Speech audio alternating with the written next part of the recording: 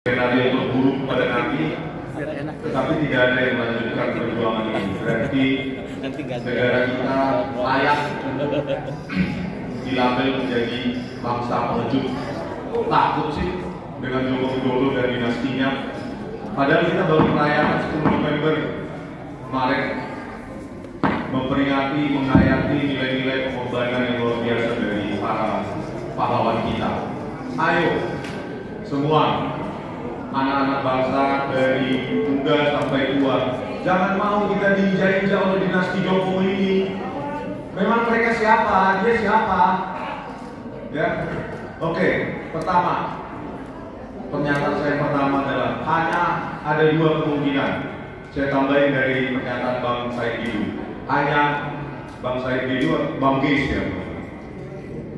Hanya ada dua kemungkinan orang yang lupa wajah dan nama dari dosen pembimbing skripsinya. Yang pertama orang gila, yang kedua adalah penipu. Bagi mereka yang pernah kuliah, jangankan wajah, nama itu selalu dikenalkan.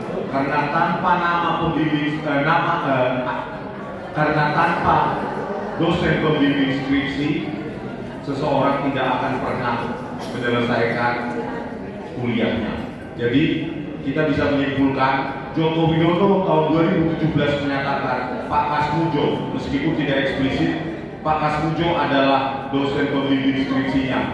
8 tahun kemudian dikoreksi menjadi hanya dosen pembimbing akademik, lalu dikoreksi lagi menjadi dosen pembimbing saja. Coba bayangkan. Dari situ saja, kalau kita back to square one, kembali ke nol, mereka-mereka di Indonesia ini jutaan yang sudah pernah skripsi lulusan jadi. Dari 2017 dikoreksi 2025, sudah confirm dia itu tidak pernah meluluskan sarjana dari UGM. Yang kedua, setelah menyelesaikan buku Jokowi's White Paper, kami menuntaskan lagi anaknya yang menurut informasi yang sangat lengkap di beberapa podcast Pak Roy Suryo, maka saya menceburkan diri juga sehingga ada ide untuk mendatangi Camp Digasmen. Saya yakin ya penersangkaan kami tidak lepas dari upaya-upaya kami mendatangi bersama Pak Roy Suryo, Bu Tipa dan Bang Jati dan lainnya, Bang Ibu, bahwa kami mendapatkan informasi yang sangat krusial bahwa Gibran di Orchid Park Secondary School hanya 2 tahun setelah lulus dari SMP Negeri Surakarta, SMP Negeri 1 Surakarta, di Orchid Park Secondary School kembali lagi ke kelas 9. Lulus dari SMP Negeri 1 Surakarta kelas 9 ke Singapura kelas 9, 2 tahun berarti kelas 9 kelas 10 alias kelas 1 SMA. Lalu kemudian katanya Gibran mengikuti UTS Insert, langsung masuk ke program diploma yang menurut buku yang sedang kami tuntaskan ya, referensinya itu ada di web archive UTS Insert tahun 2004, bahwa ketika seseorang masuk ke program diploma di UTS Insert, maka dia harus selesai kelas 12. Jadi, menurut Dr. Eko Susanto, di Sekretaris Kementerian Pendidikan Dasar dan Menengah, itulah yang disetarakan kelas 1 SMA plus diploma, ujungnya jadi SMK. Ini negara sebesar ini kok gobloknya luar biasa ya. Goblok. Kelas 1 SMA plus diploma, hasilnya SMK bidang akuntansi dan keuangan. Goblok bener. Di buku ini saya jelaskan juga, nanti dituntaskan oleh Bu Dipa dan Pak Roy. Mungkin dipakai dalam buku apa nih? Judulnya Gibran Black Paper. Jadi apapun yang terjadi, sebarluaskan buku itu ya.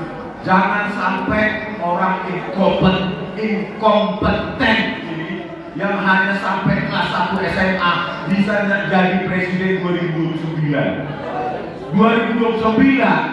Kalau kita nggak bersatu, maka Gibran kemungkinan besar dengan uang bapaknya yang berapa ribu triliun dan semua orang bisa dibeli dengan uang itu, maka bukan, saya nggak mengutip 99,9% dari Pak Roy, 11.000 triliun persen pasti dia jadi presiden 2029. Oleh karena itu, sebelum apapun skenario terburuk hari Kamis, entah minggu depan atau 2 minggu lagi, ayo Pak Lustio bukti Pak, kita selesaikan ini. Ini menjadi tonggak sejarah. Kami menolak dinasti kotor yang memanfaatkan lembaga-lembaga negara untuk kepentingan ambisinya, keluarganya, seperti KPU, Mahkamah Konstitusi, dan terakhir yang kita ungkap adalah Ditjen Dikdasmen.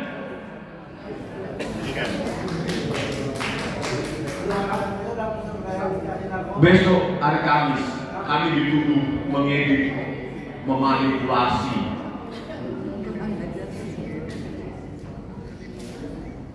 dokumen elektronik ijazah Jokowi hanya karena menurut beberapa ahli forensik pelanggaran kepolisian, ya, di meja penyidik ditanya jawab, oh iya ini diedit, ini dimanipulasi, ini tidak ilmiah. Lalu siapa kalian menyatakan kami tidak ilmiah? Berani nggak tampil ke depan? Ayo kita debat terbuka ilmiah. Berani nggak ahli forensik tersebut yang mengatakan kami tidak ilmiah? Berani nggak? Mereka katanya 3 orang kalian. Ayo tampil ke depan, kita buktikan kau atau kami yang tidak ilmiah. Secara etika itu tidak benar. Kalau Anda itu ilmuwan, menyatakan orang lain, menuduh orang lain tidak ilmiah, itu bukan di meja pendidikan. Kau bentuk juga, tulis juga buku ini seperti ini, Jokowi paper itu, bantah secara ilmiah. Jangan cuma berani di meja pendidikan, yang pendidiknya nggak tahu apa-apa. Kan goblok.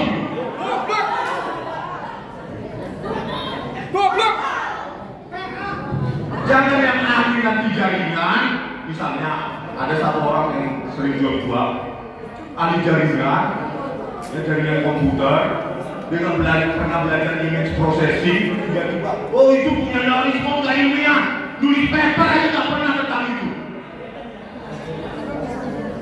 Nanti kita buktikan, kita telanjangi kalau pengadilan, kalau sampai ke pengadilan.